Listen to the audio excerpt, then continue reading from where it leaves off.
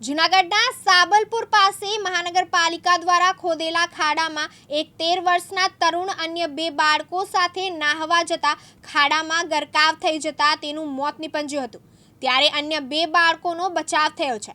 જૂનાગઢ સાબલપુર ખાતે 12 થી 13 વર્ષનો માસૂમ તરુણ અન્ય 2 બાળકો સાથે કોર્પોરેશન દ્વારા ખોદાયેલા ખાડામાં નાહવા માટે ગયો હતો।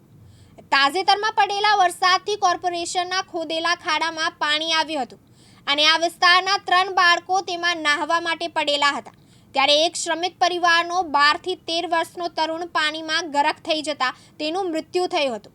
ત્યારે મહાનગરપાલિકા તંત્રના આ બેદરકારી સામેના જવાબદારો ઉપર કોઈ કાર્યવાહી ન થાય ત્યાં સુધી પરિવારજનોએ મૃતદેહ સ્વીકારવાનો પણ ઇનકાર કર્યો હતો, પરંતુ જવાબદાર તંત્રના અધિકારીશ્રી દ્વારા નિષ્પક્ષ તપાસની ખાતરી અપાતા આખરે મૃતદેહ સ્વીકારવામાં આવ્યો હતો અને આ બાબતે જે કોઈ પણ જવાબદારો હશે જેની સામે ધોરણસરની કાર્યવાહી હાથ ધરાશે તેવી પણ માંગને સ્વીકારવામાં આવી હતી।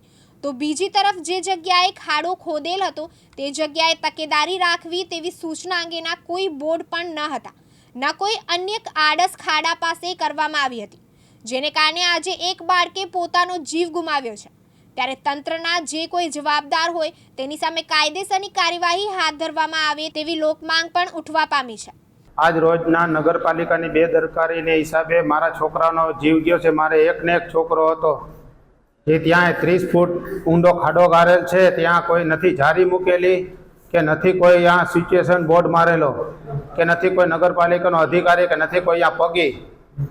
આજ મારો છોકરો પડ્યો, કાલ બીજાનો છોકરો પડે, એ જવાબદાર વ્યક્તિ માટે પૂરેપૂરા પગલાં લેવાની મારે સરકારશ્રીને અપીલ છે, નમ્ર વિનંતી।